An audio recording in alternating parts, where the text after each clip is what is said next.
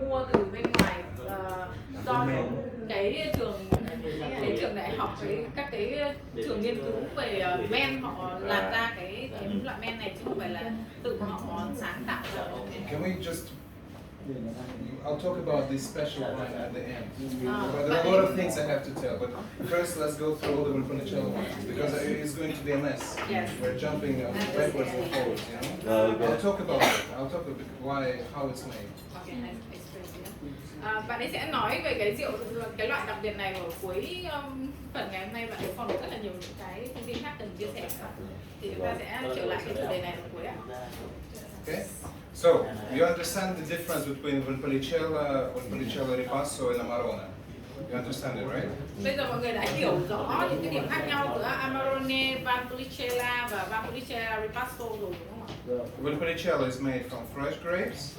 Ripasso means double fermentation, second fermentation on the skins from Amarone, and Amarone made only from dried grapes. Okay. Tóm lại là Valpolicella là làm từ nho tươi, còn Valpolicella Ripasso tức là repeat, tức là lặp lại một cái lần lên men lần thứ hai, và cái Amarone là làm từ nho khô. Đó là cái điểm khác biệt lớn nhất mà chúng ta cần lưu ý về ba cái loại rượu này. Okay, another thing is, if wine, like Valpolicella wine or Ripasso wine, it's better than the norms, if it's better, like more stronger, more dense, more body, Valpolicella or Ripasso, they get a name superiore, so it becomes Valpolicella DOC superiore, for example, or Valpolicella Ripasso DOC superiore. You know, superiore is added if wine is better. Superiore, yes. Tức là nó có cái loại rượu là superiore, tức là cái quá trình lên men nó sẽ dài hơn và nó cái chất lượng men tốt hơn thì sẽ tạo ra cái rượu Valpolicella superiore. Cao cấp hơn, nó có nghĩa là cao cấp trong người. For example, Valpolicella can be 12% alcohol. Ví dụ như là Valpolicella sẽ là 12% độ cồn. But for it to be called superiore, it has to be at least 13.5. Còn superiore tức là cái loại cao cấp thì nó sẽ là ít nhất 14,5%. But it's not just about alcohol; it's about body too. There is an analysis called dry extract. It shows how much body the wine has. It also must be for superiore. It's higher than the normal Valpolicella. Nó không chỉ là ở độ cồn mà nó còn ở cái độ đậm của rượu, gọi là body rượu, thì cái loại superiore thì nó sẽ có cái độ đậm đà cao hơn, tốt hơn, và cái nồng độ cồn cao hơn so với cái loại Valpolicella bình thường. But we're just talking about the lowest norms. For example, if you take our Valpolicella Torcinato, this wine, you can see it's called Valpolicella Superiore, but it has a body of Amarone. Cái này có thể gọi là superiore, mặc dù bởi vì nó có cái phần body của Amarone. Yeah, because for Amarone, dry extract has to be 28 grams. This wine already has 40 grams per liter. Sorry, 28 grams for... Usually, dry extract for Amarone, you need 28 grams per liter. Our Valpolicella Superiore has 40 something. So it has the body of Amarone, which is not typical. And this is our idea to give consumers more than they expect. They buy Valpolicella from us, but in reality they're getting Amarone level of wine. Okay. Understand it?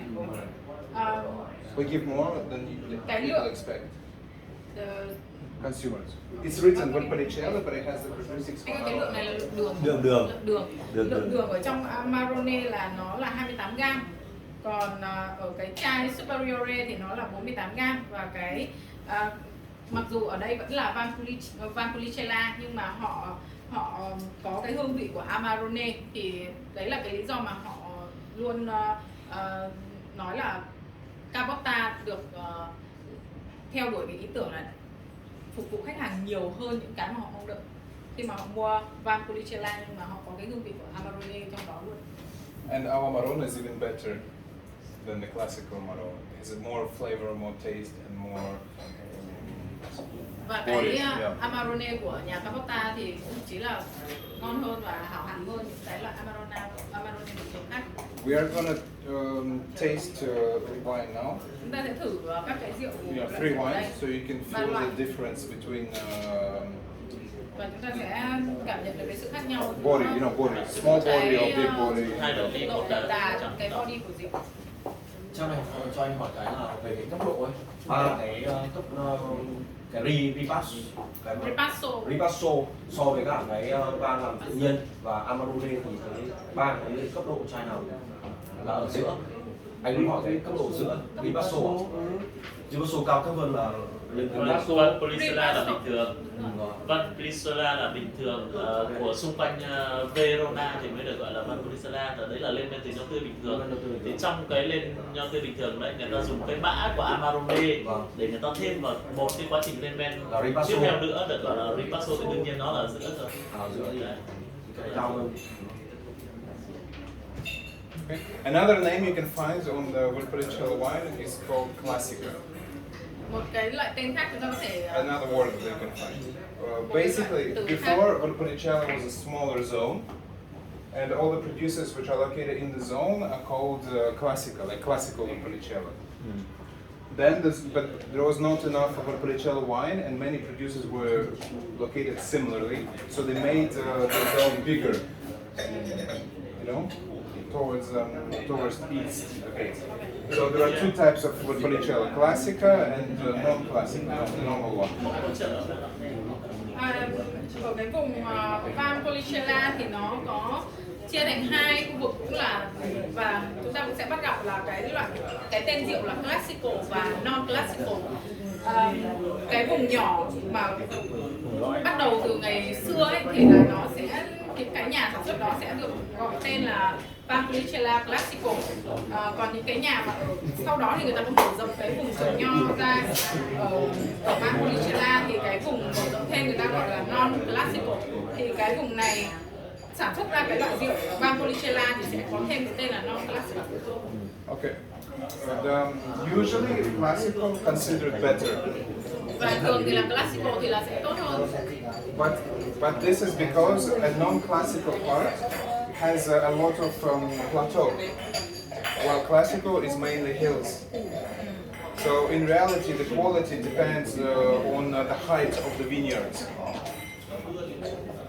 Lý do đó là bởi vì classical, những cái nhà làm classical ấy thì là họ nằm ở trên cái phần ngọn đồi cao, cho nên là cái độ cao này sẽ giúp cho cái nho của họ sẽ ngon hơn và cái chất lượng rượu nó cũng tốt hơn. Còn non classical là cái khu vực mở rộng ra ở phía bên dưới thấp hơn, phải hơn, cho nên là cái rượu làm ra chất lượng nó cũng sẽ không bằng cái khu vực ở classical. Like we are not located in classical zone, but we are located very high up, so we have one of the best vineyards. This is why the quality is so good. So just pay attention to all these names, so you know the story of the wine. Yeah. Capotta thì không nằm ở trong cái khu vực classical, nhưng mà họ nằm ở trên một cái khu vực rất cao, cho nên họ vẫn có những cái điều kiện tự nhiên thuận lợi để làm ra được cái chất lượng như là classical. So I hope now you understand when you see a bottle that says Valpolicella Ripasso DOC Superiore Classico, what it all means. Valpolicella means the zone, Ripasso means second fermentation, Superiore means it's better than the basic version, and Classico means it's inside a classical zone. Và bạn ấy hy vọng là bây giờ chúng ta đã hiểu các cái thuật ngữ khi mà nói về rượu vang của Verona. Thứ nhất là Vang Policella thì là nó là cái khu vực trồng rượu giống như là vang Bordeaux hay là vang đó là cái khu vực để trồng rượu. Còn cái khi mà thêm vào những cái tên thêm vào như là Superiore thì là nó là cái loại cao cấp hơn. Còn Vang Policella Classical thì là nó được làm từ cái khu vực Classical, cái khu vực nhỏ ở bên trong cái khu vực Vang Policella. Còn Vang Policella Ripassato thì là nó là cái, nó có thêm cái phần lên men, từ quá trình lên men lần thứ hai. Okay. Another name that you can find on the label is Reserva. Reserva, một cái tên khác mà chúng ta có thể tìm thấy. And Reserva means extra time in oak, aged in oak. Reserva nó là cái từ tiếng Ý và và trong tiếng Anh nó là reserve, có nghĩa là thêm thời gian ủ trong cái thùng gỗ sồi. Each zone and each country has their own rules and laws about this, but in our zone, we only have Amarone that can be Reserva. You cannot find Valpolicella Reserva, for example. Yeah.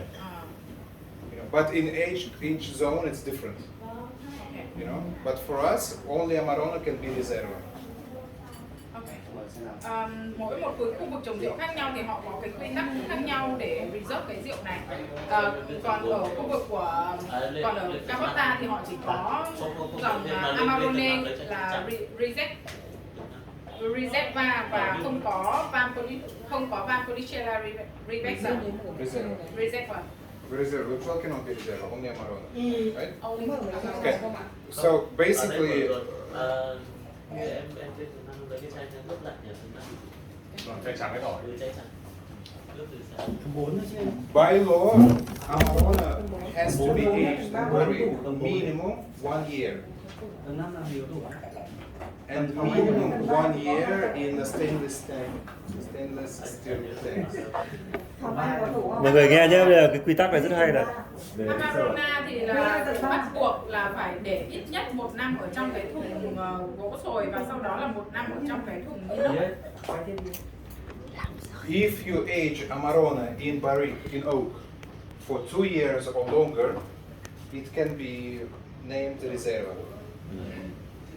Nếu mà chúng ta để cái Amarone ở trong thùng gỗ sồi 2 năm trở lên thì nó sẽ được gọi là Reserva.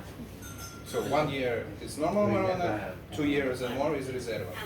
Tức là một năm thì là cái loại Amarone bình thường, còn 2 năm trở lên thì nó sẽ được gọi là Amarone Reserva. Do you have any questions? Có câu hỏi không? Cái cao nhất của nó là gì? Còn cái gì trên Reserva? What is the higher from Reserva? Grand Reserva. I haven't seen the Grand Reserva of Amarone. It depends, I think, on the region. I don't think there is Grand Reserva in our region. Oh, yeah. I've never seen it. So normally they put the two names, Reserva and Amarone in a border or not? Or only one? Amarone or... It's either Amarone or Amarone Reserva. Okay. You don't mix. You're not allowed to mix. Mm-hmm. Yeah. And it goes from the minimum, like, you know. Okay? Any questions? No? Let's try the Rubicondo now. Chúng ta sẽ thử chai Rubicondo. What does mean Rubicondo? Rubicondo doesn't mean anything. Doesn't have any meaning. No, it's like from Reuben, red stone, you know? But my father named all the wines with his own names, so it's easier to find us. For example, I explain. A person goes to a shop, or a restaurant in Verona. He says, give me good Italian wine, you know, local. They give him a bottle of wine. If it says Valpolicella Ripasso, you know, he really likes it.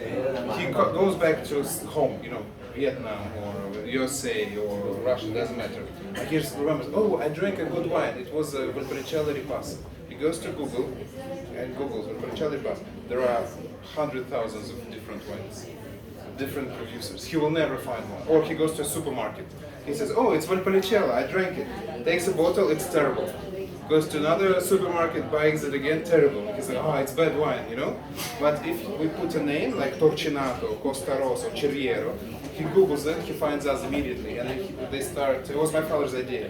Yeah. They start emailing me, asking, where can I buy it in like Lisbon, for example, you know, or Madrid, or, you know, Hanoi. And then I can just connect them to my importers, and they can sell to private clients, you know? You want to sell Lipoggi? Okay, start with Lipoggi. With white, perfect. Yes, yes. Okay, tell them that the main, first important difference about how we make wine, Cabota makes wine, is that we make all wines using this appassimento technique, even white. Yeah. Which is not traditional, not typical.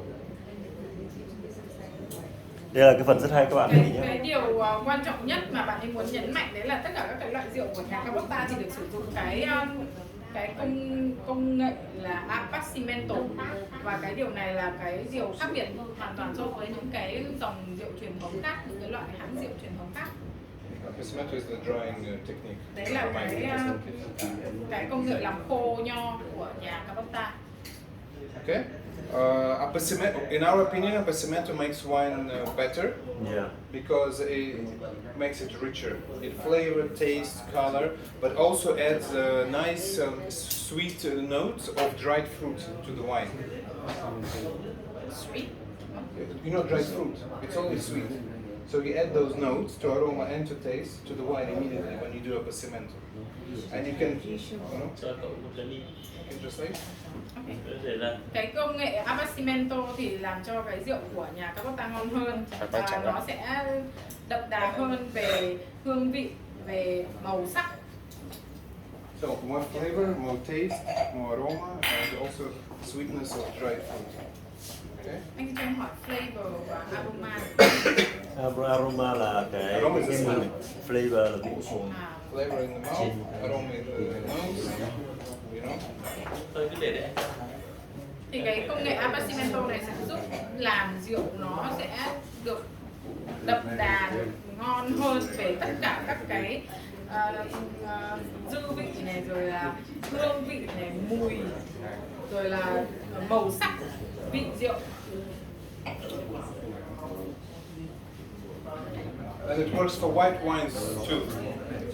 It works for white wines too. Cái công nghệ này cũng dùng để áp dụng cho rượu vang trắng. Anh đã chứng kiến rồi. Mọi người ơi, chú ý lắng nghe lên trên này nhé. Ai rót thì cứ rót đó. For example, right now you are tasting white wine made from a Garganega. Which one is it? This one is this one. Sorry, my throat is getting dry. For example, this wine is made from a grape called Garganega. Yeah, traditional Soave wine from Verona is made from this grape. Soave, it's called Soave. Soave, yeah. From Garganega. Wine is called Soave, but it's made from Garganega grape. So that is also the place. Soave is a zone, yeah, zone. Yeah. We are not. Soave chỉ là một vùng. We are not located in the zone of Soave, so we cannot name it Soave, but it's the same grape. But the thing is, Garganega is bitter. The way, like Soave, it has a light bitterness to it. But by using the Appassimento, we add a sweetness of dried fruit to the wine. Dried fruit. Yeah, sweetness of dried fruit, you know? Yeah. Even though the wine is dry, it feels a bit sweet in the mouth. Yeah. So you get not just a bitter wine, but you get bitter-sweet wine, and most people like it more. You know, because you have this very interesting combination of them together. This is why this wine is so popular, because you get, you know, a lot of flavor. Instead of just being a little bit of bitter, it becomes richer, more intense, and with nice sweet note. Cái loại vang này mà chúng ta đang uống thì nó làm từ cái giống nho là Garganega, và cái giống nho này thì nó có đặc trưng đấy là nó có độ chát, độ đắng, và cái công nghệ Appassimento thì sẽ giúp tăng cái độ ngọt cho cái loại rượu này và sẽ làm nó trở nên đậm đà dễ uống hơn và nó phổ biến hơn vì mọi người thích cái vị vừa pha giữa đắng chát và ngọt. Okay. Any questions about the white wine? Có ai có câu hỏi? Chin chin. Chin chin. Chưa diễn. Chin chin. Moscato. Moscato. Chin chin. Thế hỏi Moscato là gì? Nó là một loại rượu vang. Mình tự nghĩ ra. Có một cả thế giới có thể chào năm như vậy. À thế à? Vâng, của bên anh chạy riêng là một loại rượu vang. Anh dùng cái nồi chảo đấy để thêm một loại rượu vang. You feel the bitterness? Yes.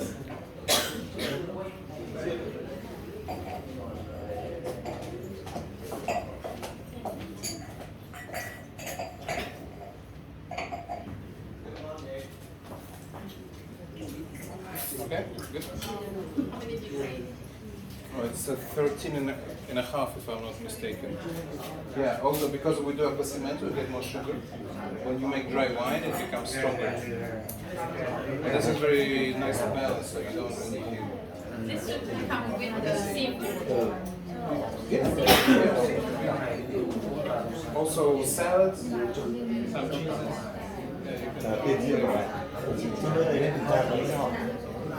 Excuse me, Thúy ơi, mang chai cái chai đấy anh hỏi xem cái tên này có nghĩa là gì? Cái chai ở. And what is the meaning of Le Boucher? Nothing. Nothing. It's special names, unique names, so easy to find this, to Google, you know? Because look, it's called Bianco Veneto. If you type Bianco Veneto, there are more than a million different wines. But there's only one Lipoggi. Yeah. That's for Vietnamese customer. They want to know normally it's about the meaning of this one. What does it mean? Why?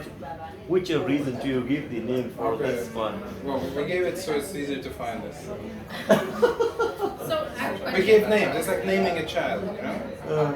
But look, this is my sister drew the labels when she was 13.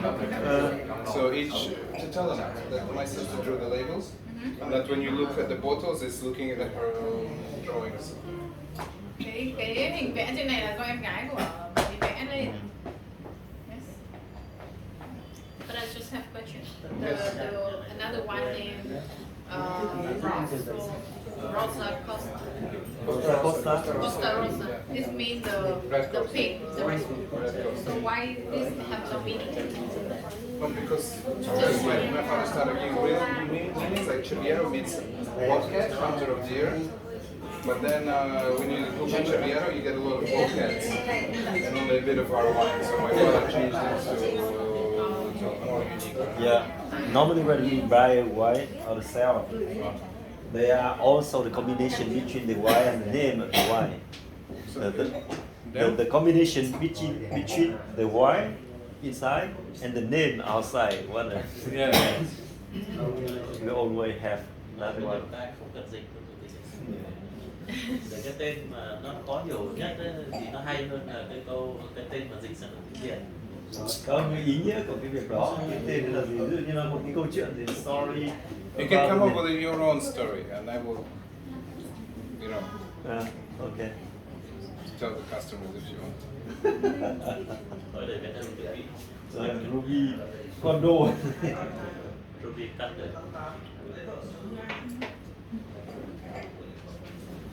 You like it? Mọi người có thích cái rượu này không ạ? Ai có câu hỏi?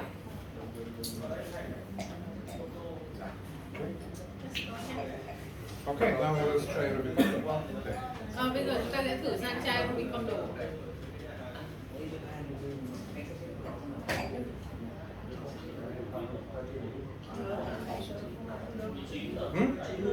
Next, we'll try this one. Okay? We're going to taste these wines, and after that, I'm going to talk to you about the special top wines that we make. You know, the strong one, 18.5%. Chúng ta sẽ thử ba những cái chai rượu này và sau đó các bạn sẽ đề cập đến cái rượu 18,5 độ mà nãy anh Thúy có hỏi. Bây giờ là chai Ruby Condo.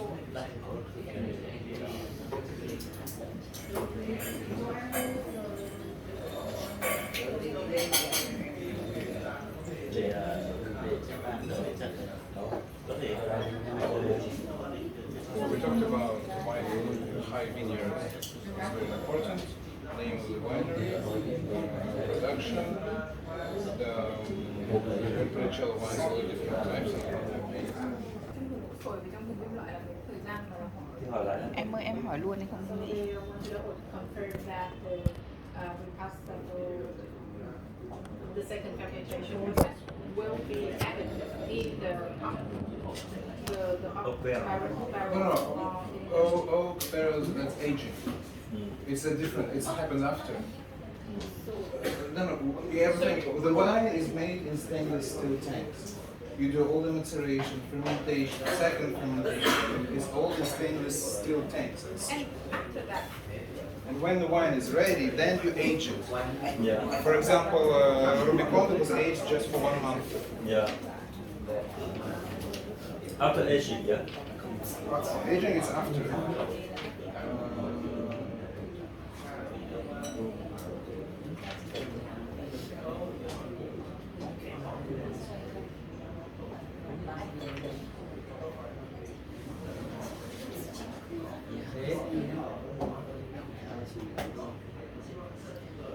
Tức là ở đây có 2 lần vào thùng stainless tay hả anh? Đây bây giờ phải hỏi lại cái câu hỏi khá hay.